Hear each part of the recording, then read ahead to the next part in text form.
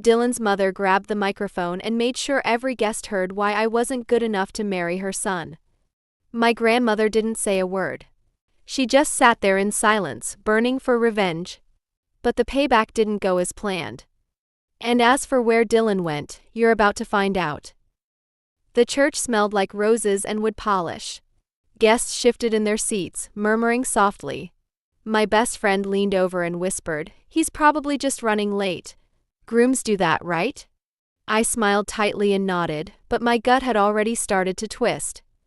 The ceremony was supposed to begin at 4 o'clock. At 4:18, the silence in the chapel started to feel heavy. Then the whispering stopped. A ringtone pierced the air, my phone. I glanced at the screen. Elaine Carter. Dylan's mother. My hands were shaking as I answered. I tapped speaker before I could think. Her voice came through, smooth as silk, sharp as glass. "Did you honestly think we'd let you into our family?" Every head in the chapel turned. No parents. No pedigree. And that dress? Sweetheart, this wedding was a delusion.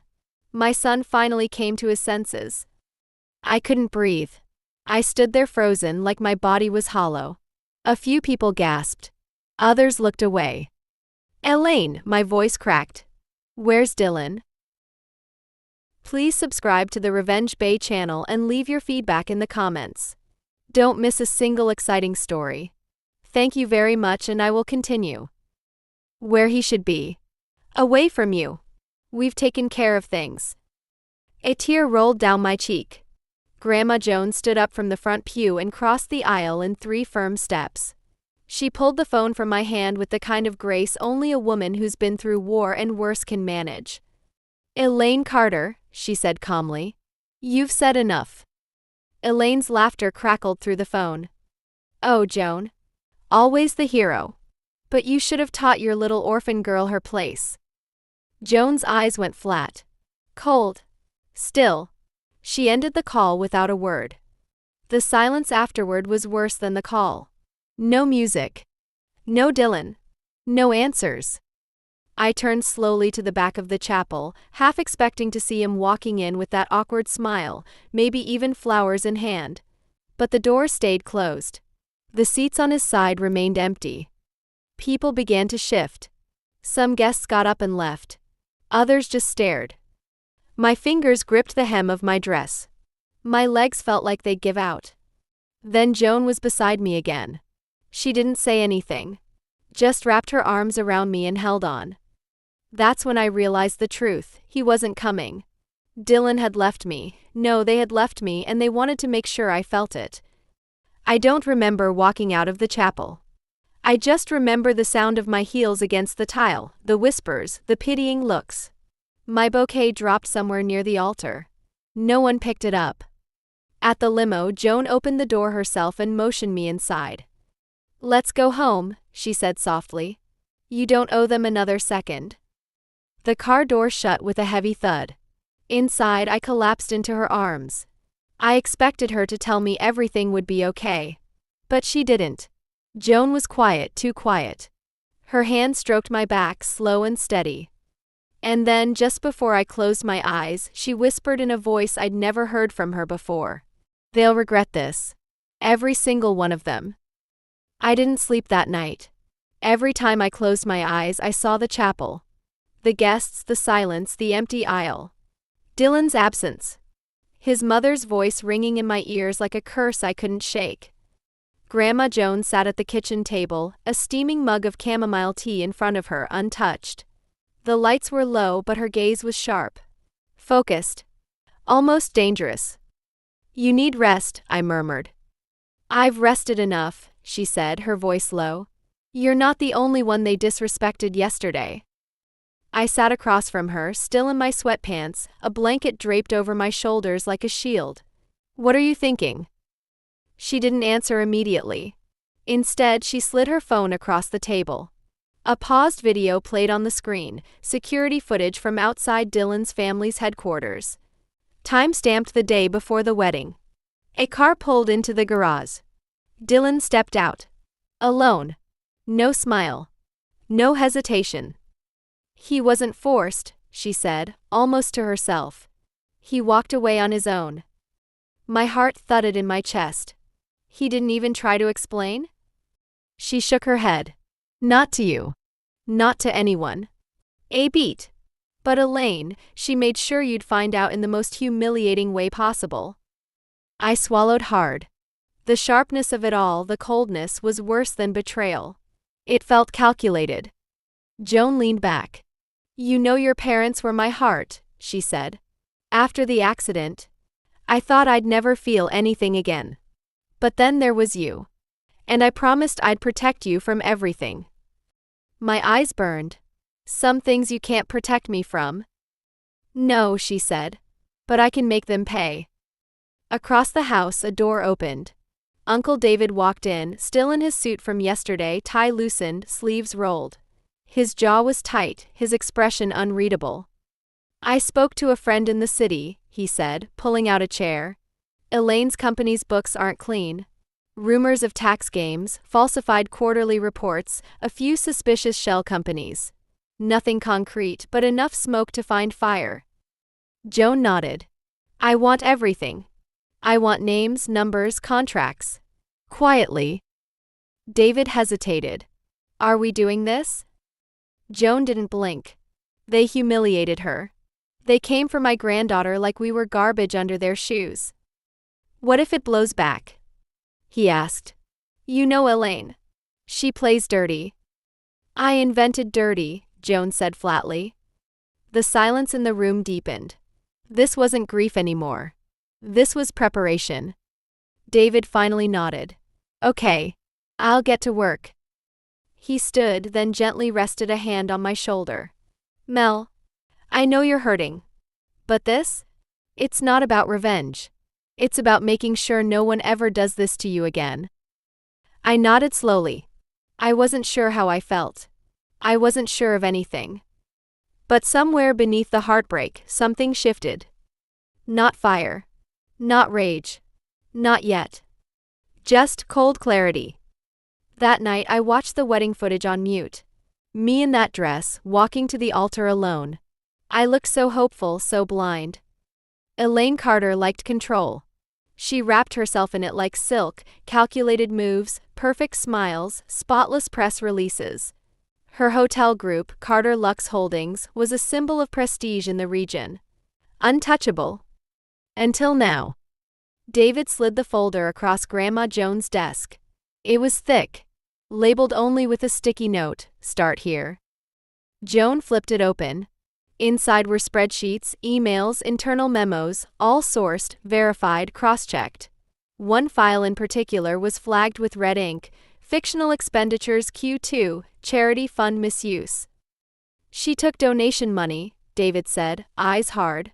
Moved it into a private account through a dummy foundation. Looks like she's been doing it for years. Joan's fingers tapped against the edge of the desk, slow and steady. This gets leaked, she'll drown in it. He nodded. I've got a contact at the ledger. Old school. No nonsense. If he sees this, it'll run. And Dylan? I asked from the corner, arms crossed. I hadn't said much since that night, but I was listening to every word. David hesitated. No sign of him publicly. Social media wiped. Phones off. According to a source at Carter HQ, he's staying at the family estate. Alone. So he's hiding, I muttered. No, Joan said, her voice cool. He's letting his mother speak for him. Which is worse. We moved quickly. Joan knew people. People who owed her favors. Suppliers, attorneys, journalists, clients. Quietly, she pulled strings. Calls were made. Meetings arranged. Whispers seated in the right circles. By Thursday, word had begun to spread. A blog post hinted at financial mismanagement in a luxury hotel chain. Then another, questioning Carter Lux's treatment of staff. By Saturday, someone anonymously leaked screenshots of Elaine's internal memos, pressuring management to falsify occupancy rates. On Sunday, the Ledger published a front-page exposé. Luxury built on lies? Carter Lux accused of fraud and exploitation. Elaine's face, poised and perfect, stared back at us from the screen. And under it, source, former business associates confirm ongoing investigation. Joan set the newspaper down like it was just another Tuesday. That'll get her attention. Elaine got the message. That night, Carter HQ went dark early. Staff were told to work remotely. Their Instagram page stopped posting. Emails bounced back with vague out-of-office replies. Then came the counterpunch. A letter arrived at Joan's home, hand-delivered by courier. Elegant cardstock. No return address. Inside. If you don't stop, we'll destroy everything your name is attached to. Joan laughed. I was expecting worse, she said. Elaine's lost her touch. I didn't laugh. I just stared at the paper. My name wasn't even on it. Just Joan's. She's coming after you, I said. She already did, Joan replied. Now it's my turn. But later that night I found something that stopped me cold. A message request. From a burner account. One sentence. You don't know the whole story. Don't let her drag you down with her. No name. No clue who sent it. But I had a feeling. Someone was trying to warn me. And for the first time I wondered. What if we were wrong about everything? The message haunted me. You don't know the whole story. I reread it a dozen times that night, pacing my bedroom with the screen still glowing in my palm. I wanted to ignore it, to write it off as someone playing games. But deep down I knew someone was watching. The account vanished within minutes. No trace. No profile picture, no posts. Gone like it never existed. I didn't tell Joan. Not yet. By morning, Carter Lux was bleeding. The media storm intensified. Anonymous reviews flooded hotel sites, accusations of hostile work environments, staff intimidation, even payoffs. It was like someone opened the floodgates, employees, partners, ex-managers. Everyone had something to say and none of it was good. Elaine didn't make a statement. She did worse. She showed up. It was late afternoon when the town car pulled up outside our store.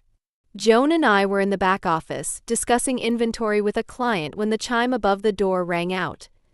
I peeked through the curtain. Elaine Carter, flawless as ever, her blonde hair twisted into a tight knot, sunglasses perched on her head like a crown. She didn't look like a woman under siege. She looked like someone who refused to lose. Joan walked out without hesitation. I stayed hidden, heart pounding. Elaine, she said coolly. To what do we owe the threat? Elaine smiled, tight and razor-sharp. I'm here as a courtesy. I figured after all we've been through, a conversation might be more civilized. Joan crossed her arms. This isn't a conversation. This is damage control. And you're losing. Elaine tilted her head. Oh, I'm well aware. But here's the thing, Joan. You're fighting a war you don't understand. Try me. Elaine stepped forward, voice lowering. You think this is about a wedding? About humiliation? My son didn't leave your granddaughter at the altar. He couldn't. Joan's eyes narrowed. What does that mean? Elaine hesitated, just for a second. Then she turned and walked away. And I heard her say, almost too quiet to catch. Ask your granddaughter what she was hiding. That night I couldn't take it anymore. I told Joan about the message. About the warning. About Elaine's last words. She stared at me, silent, her expression unreadable. Then, did Dylan ever say anything? Something off? I shook my head. No. He was sweet. Nervous sometimes. Quiet. But he never. I stopped. A memory clicked. A week before the wedding. Dylan had come over for dinner. He barely touched his food. When Joan left the room, he reached for my hand. Mel, if something ever happened, if I didn't show up, would you believe it wasn't my choice? I'd laughed. Told him he was being dramatic. He'd forced a smile, kissed my forehead, and said nothing more. I never asked what he meant. Now I couldn't stop thinking about it. David called the next day. We have a problem, he said. Someone leaked counterintel to the press. They're claiming you and Joan are behind a smear campaign. That you're bitter over the failed engagement and orchestrated the entire thing. My chest tightened. Is anyone buying it? Some are. The narrative's shifting. Carter PR is good, they're painting you as vindictive. That you fake the media leaks out of jealousy. Joan's mouth pressed into a hard line. Let them try. But I wasn't so sure anymore. Because the voice in my head kept repeating. What if we're not the ones telling the truth? We were in the middle of organizing media contacts for a second round of exposure when David burst into the store, eyes wide, phone in hand. Turn on channel 6. Now. Joan grabbed the remote. The TV behind the register flickered to life. A breaking news banner slid across the bottom. Local CEO's son in coma after car accident. Dylan Carter hospitalized 2 hours before scheduled wedding. I froze. The footage was grainy. A flipped car on the edge of a wooded road, airbags deployed, windshield shattered. The news anchor spoke with practiced calm. According to sources, Dylan Carter was involved in a single-vehicle collision just outside of Ridgewood around 2:15 p.m. Saturday. The accident occurred approximately 2 hours before his scheduled wedding to Melaine Smith. He has not regained consciousness since. The room fell silent. He didn't abandon me, I whispered. My knees gave out. I sank onto the nearest stool, my whole body shaking. Joan just stood there, stunned, lips pressed into a hard, unreadable line. Elaine had known. She had to. David spoke first. The call. The things she said. The timing. She let the world think he bailed. She wanted us to think that, Joan murmured, eyes still fixed on the screen. She let my granddaughter get humiliated, knowing Dylan was unconscious. She made sure Melaine would hate him. The rage that followed wasn't loud. It was cold. Controlled. Calculated. She wanted to sever everything between them, Joan continued. She wanted Dylan to wake up to a clean slate. No bride. No scandal. Just her version of the truth. I clutched the edge of the counter, my thoughts spinning. Everything hurt differently now. I hadn't been left at the altar. I'd been used as a shield. A smokescreen. I need to see him, I said. No, Joan snapped. That's exactly what she'll expect. You show up now, she'll twist the story. Make it about you clinging to pity. Or worse, blame you for the crash. I blinked. You think she'd go that far? She already did. David nodded grimly. The media campaign is compromised now. If this gets out, we're not the grieving family seeking justice, we're the villains. Joan turned to me, expression softer. I know this is hard, Melaine. But we're in the middle of a storm, and now we don't know who's steering it. I didn't answer. I couldn't. Because somewhere deep down, a quiet guilt had begun to rise. All this time we'd been throwing punches at ghosts. And the real Dylan. He was lying silent in a hospital bed. Not cruel. Not a coward. Just gone. The sunlight felt wrong. Bright. Warm. Completely disconnected from what was unraveling inside me. Since the news broke about Dylan, I hadn't been able to leave my room for 2 days. Joan kept the store running, David stayed glued to his laptop, but no one pressed me to rejoin the mission. The plan. Because for the first time, I wasn't sure we were doing the right thing anymore. I hadn't answered a single call. Not even from the hospital. And then someone knocked. Not the front door. My bedroom window. I pulled the curtain back just an inch. Elaine. Standing in my grandmother's backyard. Alone. I hesitated. Everything in me screamed to ignore her. But the expression on her face, hollow, sunken, almost human, pulled me out the door. She didn't speak right away. Just stood there in her sleek black coat, hands shaking slightly. I need to talk to you, she said. Away from your grandmother. I didn't respond. Just waited. I didn't mean for it to go that far, she whispered. The wedding, the humiliation, it was never supposed to become public. My jaw clenched. But it did, didn't it? And you let it. I was trying to protect him, she snapped suddenly. You think I wanted that disaster? I was scared, Melaine. My son was spiraling and your family, was rushing him into a commitment he wasn't ready for. I stepped closer. So instead of telling the truth, you buried him, literally, and let me think he was a coward. She didn't deny it. I didn't trust you, she said. Your grandmother's reputation, your background. I thought you were another piece she was trying to fit into her perfect legacy. I blinked. You made me your enemy without ever asking who I was. Elaine exhaled sharply. And now you're destroying everything I built. I lost sponsors, suppliers, press coverage. We're circling the drain. I waited for the ask. The plea. The beg for mercy moment. But it never came. Instead, she said, let's stop this. I stared. End it, she continued. Tell your family to stand down. I'll make a statement. Clear your name, Dylan's name. But you have to stop the attacks. And what if I don't? Then we all burn. She turned and walked away before I could respond. That night I told Joan and David about the meeting. Joan was livid. She approached you? Behind my back. She didn't threaten me, I said quietly. Not this time. David leaned against the counter, arms crossed. She's cornered. She's trying to salvage what she can. Joan was pacing. No. She's trying to manipulate you. That woman doesn't do mercy, she does leverage. I rubbed my temples. She protected Dylan in the worst way possible. She ruined everything trying to save him. Joan stopped pacing. And you're buying that? I'm saying it's not black and white. The words sat heavy in the air.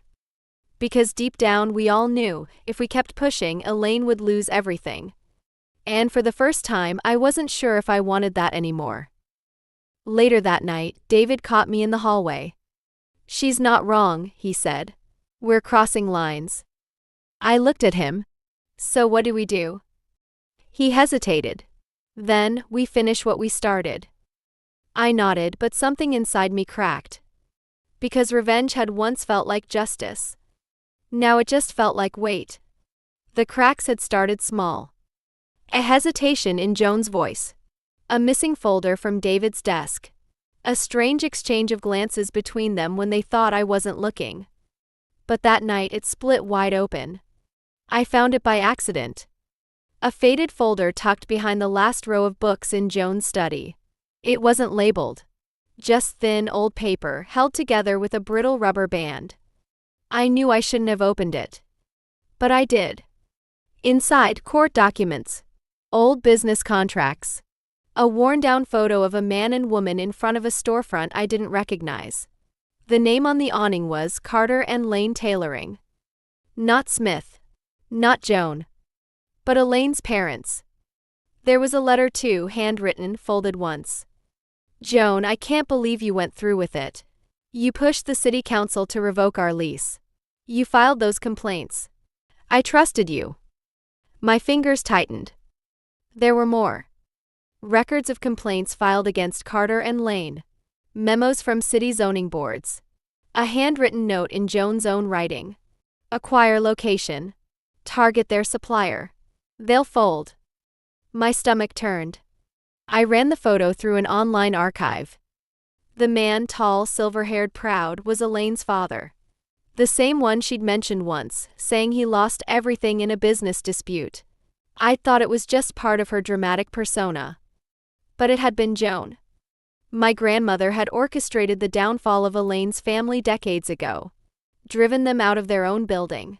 Taken over their location for what would eventually become the first Smithware flagship store. Elaine hadn't just hated us. She had history for it. When I confronted Joan, she didn't deny it. I did what I had to, she said simply, standing in the same office where I had once felt so safe. Their business was bleeding. I made a strategic acquisition. You destroyed her family, I said, barely able to keep my voice steady. You made her start from nothing. And now you're doing it again. She came after you first. Maybe because you came after her first. Joan stepped forward. You think this is about old grudges? Melon, wake up. That woman never would have accepted you. She used her son as a pawn the same way I used mine. The only difference is I never pretended otherwise. Her words hit like bricks. Cold. Calculated. David watched from the corner, silent. You knew, I said, turning to him. He nodded once. I found out last week. And you didn't tell me? I didn't think it mattered. I stared at them both. It mattered to me. I left the house without another word. No bag. No plan. Just the heavy, twisted truth in my chest. At the end of the block, I sat on the curb and tried to breathe. Joan had built an empire. And now I knew what it cost. Elaine had watched her family be destroyed. And now I knew what that did to a person. And me? I'd been the collateral in a war I never even knew was still being fought. The line between love and vengeance had vanished. And suddenly I wasn't sure whose side I was on anymore. I should have stopped them. I should have walked back into that house, slammed the folder down on the table and told Joan to her face, no more. But I didn't.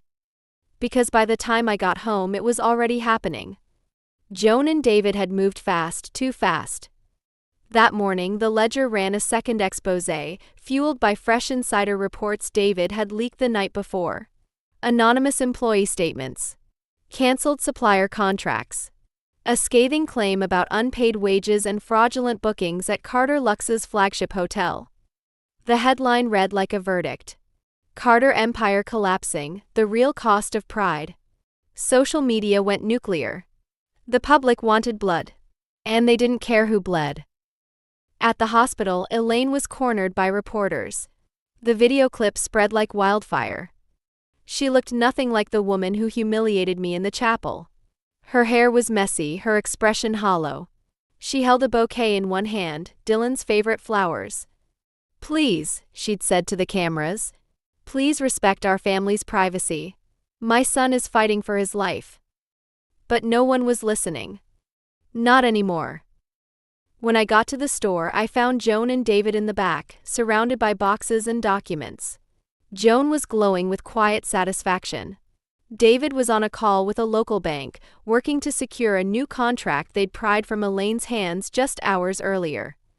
You went through with it, I said quietly. Joan turned. Of course we did. You didn't even wait. You didn't let me speak. There's nothing left to say. I took a breath. Joan, you destroyed her family once already. You don't see the pattern here? She humiliated you in front of the town. Lied to you. Lied to everyone. And now we've done the same, I snapped. But bigger. Uglier. Joan's face hardened. You think there's redemption in letting people like Elaine win? No, I said. But there's guilt in watching someone drown and realizing you're the one holding their head under. The final blow came that afternoon. Elaine's largest investor, a silent partner with a name that used to command awe in the hospitality industry, pulled out. Publicly. Carter Luxe's stock dropped by 42% in one day. Her hotels were blacklisted from several online travel sites within hours. And quietly, behind the scenes, a lawsuit landed on her desk. From a former employee who'd been inspired by the growing backlash. It was over. And the worst part? It felt like a victory. Until it didn't. At dusk, I returned to the hospital. I wasn't sure why. Maybe to see Dylan. Maybe to remind myself that something in this mess still mattered. Instead, I ran into Elaine. She was sitting in the hallway, alone, elbows on her knees, her palms covering her face. She didn't look up as I approached. When I sat beside her, she didn't say anything at first. Then, after a long silence, her voice cracked through the stillness. I loved my son more than anything, she whispered. And I ruined him. I looked down at the floor. You didn't ruin him, I said. But you ruined me. And Joan ruined you. And now I don't know who I'm supposed to hate anymore. Elaine looked at me then. Really looked. There was no anger. Just a broken kind of understanding. I never hated you, Melaine, she said. I just couldn't lose him. And I thought if I let him choose you, I would. I nodded. And now we've both lost. The chapel where I was meant to say I do now stood like a ghost in my mind, not because of what happened there, but because of everything that came after. No one walked away from this clean. Not me. Not Joan. And certainly not Elaine. It started with silence. After our last conversation in the hospital, Elaine stopped fighting. No press conferences. No legal threats. No more denials. She disappeared from the media altogether. By the end of the week, half her hotels had suspended operations. The other half were up for sale. One headline said it best. Carter Lux, from empire to embers. Joan read it at the kitchen table, sipping coffee like she'd just finished a hard day's work. No emotion. No triumph. Just done. I couldn't even look at her. Dylan's condition hadn't changed. Still in a coma. Still silent. I visited once, alone. The nurse let me sit with him. He looked peaceful, like he was just napping. But I knew better. His life was on pause and everything around him was falling apart. I didn't speak. I just held his hand. For the first time since the wedding day, I cried. Not because he left, but because deep down I had started to believe he would. And that guilt, it had nowhere to go. When I came home that night, Joan was on the phone with a reporter. Her voice was low, confident. She was still managing fallout, still thinking 2 steps ahead. I walked right past her and packed a bag. "Melaine?" She called after me. "I need air," I said. "I need time." "You're not running, are you?" "No. I just don't want to watch this anymore." David caught me at the door. "You sure about this?" "I can't be a part of it," I said. Whatever this was, it stopped being about me a long time ago. He looked like he understood, but didn't try to stop me. I moved into a tiny rental on the other side of town. Quiet, empty. Just a bed and a view of the hills. No press. No calls. No more revenge meetings. I started working remotely, slowly easing back into a version of myself that didn't feel carved from grief. But word still reached me. Elaine had sold off the last of her assets. She moved into a small apartment above an old cafe on the east side. No driver. No assistant. Just her. Joan never mentioned her again. As for David, he stayed loyal to Joan. Helped rebuild the Smith brand after the fallout. They even gained a few new clients, impressed by their resilience. But the glow was gone. No one smiled the same way anymore. One rainy afternoon, I spotted Elaine at a bus stop. She was wearing the same coat from our last meeting. Hair tied back. A single paper bag in her hands. We didn't speak. She didn't even look my way. But I watched her climb onto the bus and disappear into the city, not like a villain, not like a victim, but like someone done. That night, I sat by the window and whispered the words I should have said long ago. "I'm sorry, Dylan." Not because of what happened at the altar, but because when he needed someone to believe in him, I didn't. The air felt lighter that morning. Not because anything had healed, but because there was finally nothing left to unravel. It had been 3 months since the wedding that never was. The chapel was booked again for someone else. The whispers had faded. Most people moved on. But we hadn't. Dylan passed quietly on a Wednesday. No news alert. No big headline. Just a short obituary. Dylan Carter, beloved son, passed peacefully after a prolonged coma. Private service held. No funeral photos. No guests. Just silence. When I heard, I didn't cry. Not at first. The grief had calcified into something deeper, a dull, permanent ache. It didn't scream anymore. It just stayed. I sent a single white lily to the hospital. No name. No card. That was all I had left. Joan never spoke of him again. The store was still running, but the sparkle was gone. She worked fewer hours. Let the younger staff handle most of the clients. Some days she didn't even come in. David kept things afloat. Professionally, they were recovering. But at home, the silence between us had stretched wide and permanent. I didn't move back. I couldn't. Elaine, no one really knew what happened to her. Rumors said she moved out of state. Others claimed she took a job managing a small motel off the highway. No photos. No statements. No more power. But I knew the truth. She was a ghost of her former self. And in some quiet, strange way, so was I. The only thing that felt new was the quiet. I'd started volunteering at a community center a few miles away, teaching basic finance classes to teenagers who reminded me of myself once. Small steps. A different kind of rebuilding. One afternoon, a girl asked if I'd ever been married. I hesitated, then said, almost. She smiled. Lucky escape? I smiled back. Something like that. On Thanksgiving, Joan invited me to dinner. I went, but it wasn't the same. The house was quieter, smaller somehow. David carved the turkey. Joan made her famous pear pie. They laughed, tried to talk like old times. But none of us were the same people anymore. At one point, Joan reached across the table and took my hand. I thought I was protecting you, she said softly. I know, I whispered. But sometimes protecting and controlling look the same. She nodded, tears in her eyes. But she didn't argue. That was her apology. And it was enough. Weeks passed. Then months. I saw someone new at work, just a colleague. Kind, quiet. No expectations. We talked sometimes about nothing at all, and it felt like air. I told him I liked old movies. He said he liked silence. We were off to a good start.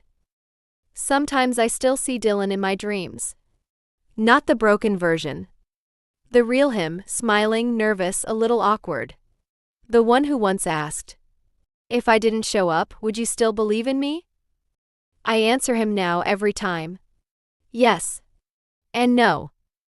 Because I loved him. And I lost him. And I let that loss turn into a war that swallowed everyone. Now I'm just trying to live with what's left behind. Not fix it. Not justify it. Just carry it and move forward. And now I would like to hear your opinion. Who really did wrong in this story? Write your versions in the comments. Do you want your story to be broadcast on the channel? Write it in the comments or send it to me at the email address listed in the channel description. I will definitely voice the most interesting ones.